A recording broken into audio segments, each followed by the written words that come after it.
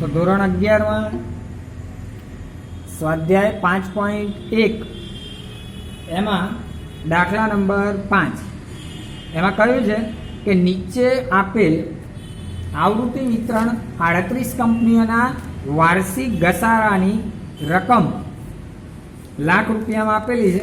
હવે આ માહિતીનો ઉપયોગ કરી કાર્લ પિયર્સનની રીતે વિષમતા અને વિષમતાંક શોધો. પછી કીધું છે કે વિષમતાનો પ્રકાર જણાવો. હવે જો આવૃત્તિ વિતરણ જુઓ તમે, આવૃત્તિ વિતરણ કેવું આપેલું છે?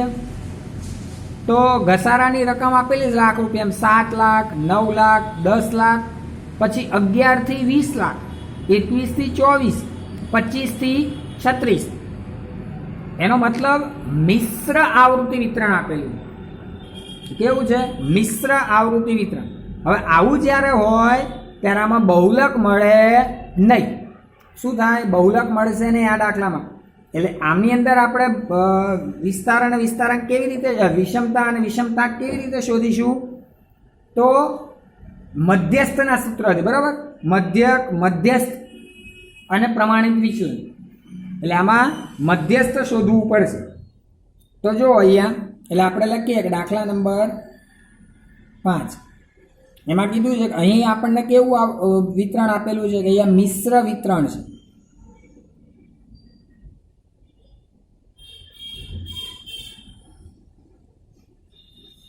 તેથી બહુલક અવ્યાખ્યાયિત છે. મળે ને એનો મતલબ શું? અવ્યાખ્યાયિત. બરાબર?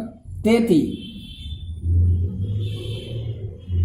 વિષમતાંક, બરાબર, SK બરાબર કયું સૂત્ર? 3x બાર માઇનસ m ના સૂત્રથી ગણીશું. એટલે આપણે અહીંયા મધ્યસ્થ શોધવાનો થશે, બરાબર? એટલે મધ્યસ્થના અને પ્રમાણિત વિચલનના સૂત્રો આપણી પાસે છે, બરાબર? તો એનો ઉપયોગ કરીને આપણે શોધીએ. હવે એના માટે પહેલાં લખીએ કે વાર્ષિક ઘસારાની રકમ,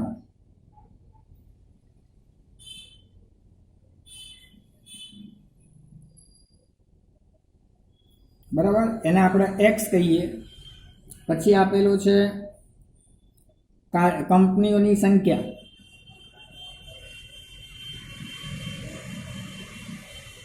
એ f છે.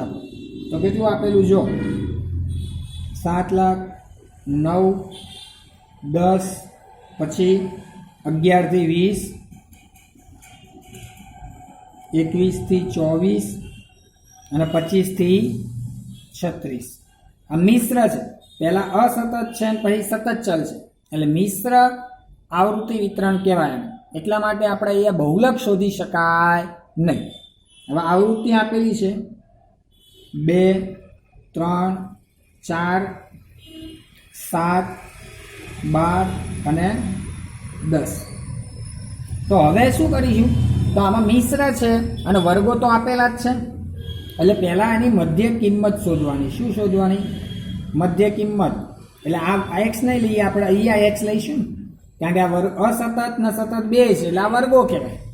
તો અહીંયા xi મધ્ય કિંમત લઈએ. તો જો અસતત જે હશે ચલ, એની મધ્ય કિંમત એની જ લેવાની. 7ની મધ્ય કિંમત કંઈ બીજી ના હશે. 7, 9, 10, પછી અહીંયા 11 થી 20 છે. તો શું કરવાનું? એની મધ્ય કિંમત કેટલી આવશે? બોલો તો 11 + 20 ભાગ્યા 2 એટલે કેટલા થયા? 10.5. પછી 21 + 24 ભાગ્યા 2 કેટલા થાય? 22.5. પછી 25 + 36 ભાગ્યા 2 એટલે કેટલા થશે? 30.5. અધસીમા વત્તા ઉધ્વસીમા ભાગ્યા 2 એટલે મધ્ય કિંમત મળી ગઈ. હવે આવા બધા દાખલા હોય ને ત્યારે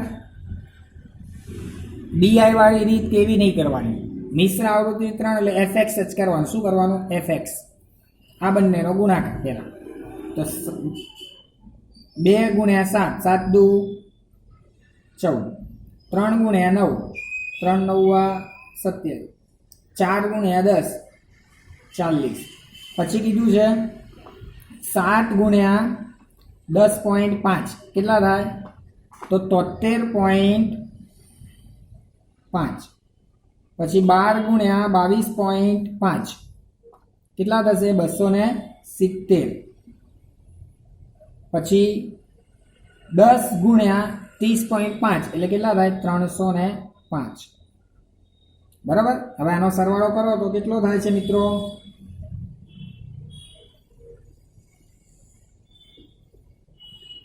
કરો બધા સરવાળો.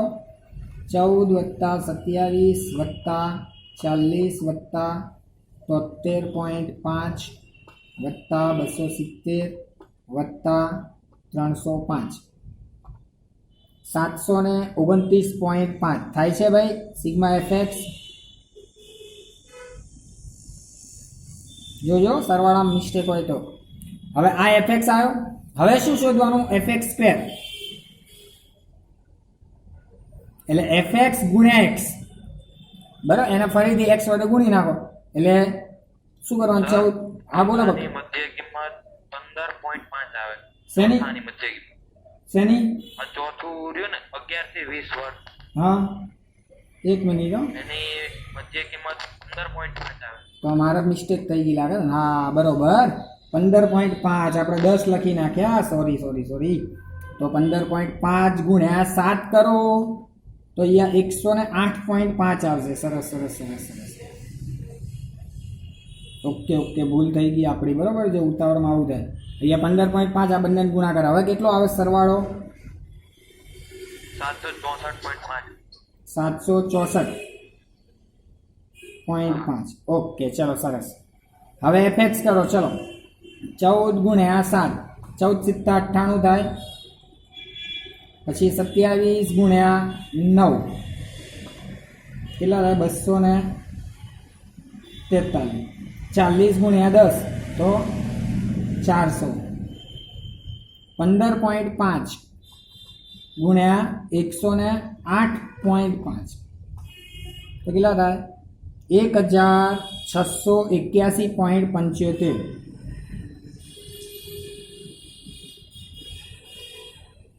પછી 22.5 ગુણ્યા 270 કેટલા થાય? 6075. સરસ. પછી 30.5 ગુણ્યા 305 તો 9302.5. ચલો હવે આનો સરવાળો કરો તો કેટલો આવે છે?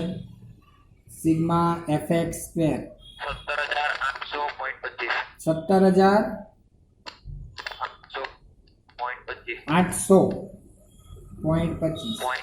ઓકે ચલો. તો આ તમારો fx² આવે. હવે આમાં બહુલક નથી શોધવાનું એટલે મધ્યક અને પ્રમાણિત વિચલન તો આના ઉપરથી મળી જાય. તો મધ્યસ્થ શોધવા માટે શું શોધવાની? સંચય આવૃત્તિ CL. એટલે f નો સરવાળો કરવાનો. 2 2 + 3 5 5 + 4 9 9 + 7 16 16 + 12 28 + 10 38. એટલે ટોટલ n બરાબર કેટલા છે? 38. થઈ ગયું.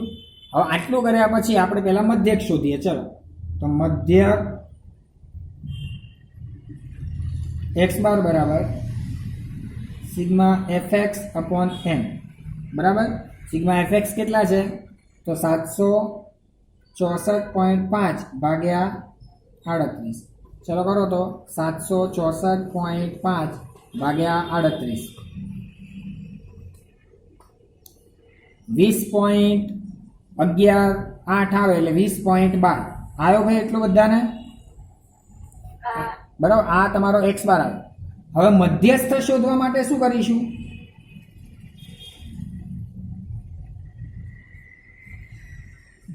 તો એના માટે પહેલા મધ્યસ્થ વર્ગ શોધીશું. શું શોધીશું? m²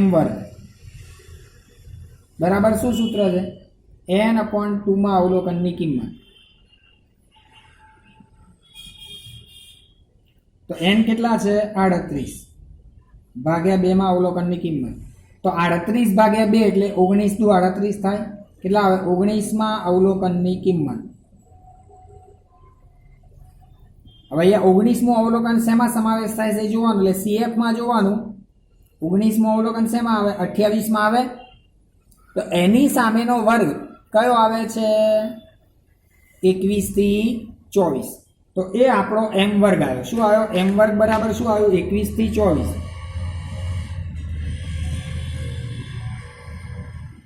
બરાબર. હવે જો આ અનિવારક છે એટલે નિવારક સ્વરૂપમાં આપણે લખીશું. કયા સ્વરૂપમાં? નિવારક સ્વરૂપમાં m વર્ગ બરાબર 0.5 આમાં બાદ કરવાનો, 0.5 ઉમેરવાના. બરાબર. અધર સીમામાંથી બાદ કરો, ઉર્ધ્વ સીમા ઉમેરો એટલે 20.5 થી 24.5 થઈ ગયું. બોલો ખ્યાલ આવ્યો મિત્રો આમાં? એટલે આ આવ્યો આપણો m વર્ગ. હવે મધ્યસ્થનું સૂત્ર મૂકીએ. મધ્યસ્થ m બરાબર શું સૂત્ર છે? તો l plus n/2 minus cf upon f ગુણ્યા c. જ્યાં l એટલે શું? તો અધસીમા બિંદુ. અધસીમા બિંદુ કેટલી છે? તો 20.5. તો અહીંયા લખીશું 20.5. n કેટલા? 38. પછી cf બરાબર કેટલા અને f બરાબર કેટલા? તો cf એટલે જે આપણો મધ્યસ્થ વર્ગ આવ્યો એના આગળના વર્ગની સંચય આવૃત્તિ કેટલી છે? તો કે 16. ખ્યાલ આવ્યો? મધ્યસ્થ વર્ગના આગળના વર્ગની સંચય આવૃત્તિ 16 અને f એટલે મધ્યસ્થ વર્ગની આવૃત્તિ એટલે 12. એટલે cf 16 આવ્યો, f કેટલો આવ્યો? 12. એટલે લખીશું cf બરાબર 16, f બરાબર 12. થઈ ગયું. હવે c એટલે વર્ગ લંબાઈ. તો 24.5 થી 20.5 કેટલું થાય બોલો? તો 4 થશે. વર્ગ લંબાઈ કેટલી થાય? 4. એટલે c બરાબર 4. ચલો આટલું હવે મૂકી દઈએ. તો મધ્યસ્થ આપણને મળી ગયો m બરાબર 20.5 વત્તા 38/2 માઇનસ 16/12 ગુણ્યા 4. તો 20.5 જો આ એમને રાખવાના, પહેલા આનું સોલ્યુશન કરવાનું. પ્લસ 19 દુ 38 માઇનસ 16/12 ગુણ્યા 4. 19 માંથી 38 જાય, 19 માંથી 16 જાય તો કેટલા વધે? 3 ગુણ્યા 4/12. તો 4 કરી 12 એટલે ઉડી જાય. 3 ચોક 12, 4 4 ઉડી ગયા. વધ્યું શું? અહીંયા 1 વધ્યો એટલે 20.5 વત્તા 1 એટલે કેટલા આવે? 21.5. આ તમારો મધ્યસ્થ. બરાબર. હવે પ્રમાણિત વિચલન.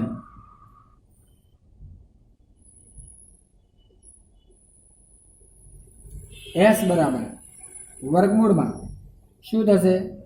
Sigma fx² upon n minus sigma fx upon n નો વર્ગ.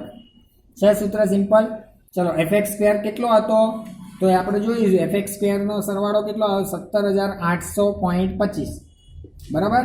એટલે 17,800.25 ભાગ્યા 38 માઇનસ સિગ્મા fx કેટલો હતો? 764.5.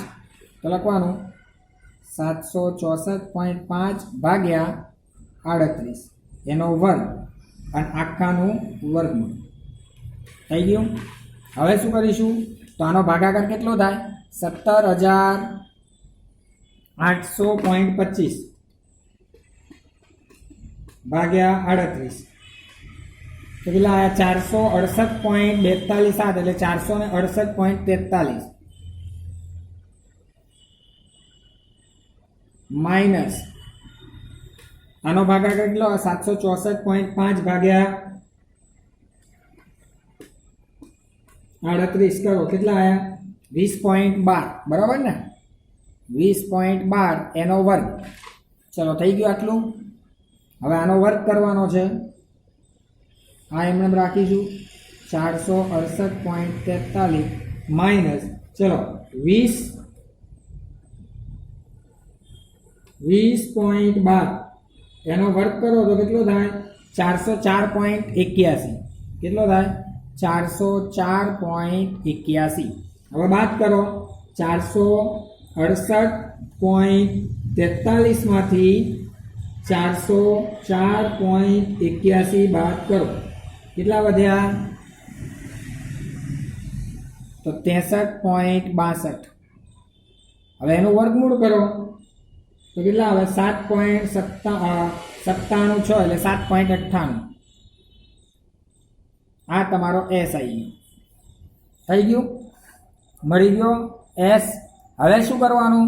તો હવે વિષમતા અને વિષમતાકનું સૂત્ર મૂકી દો. ચલો, તો વિષમતા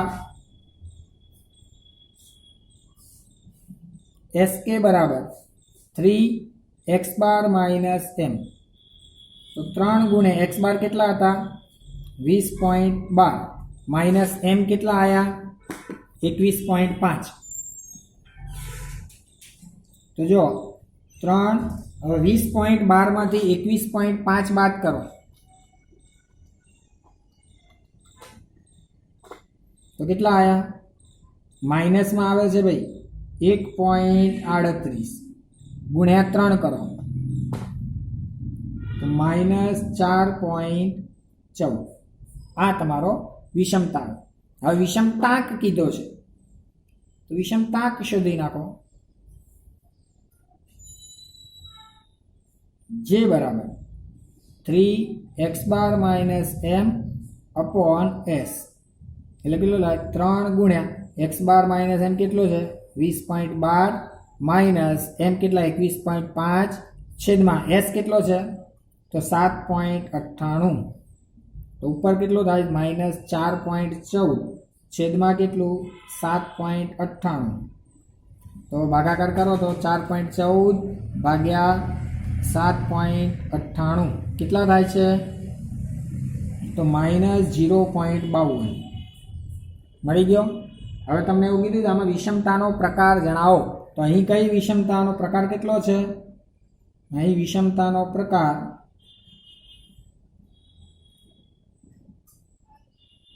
જો માઇનસ છે એટલે શું થાય? ઋણ છે. ઋણ વિષમતા છે. કઈ છે? ઋણ વિષમતા છે. ચલો, ખ્યાલ આવી ગયો ભાઈ? ઓકે.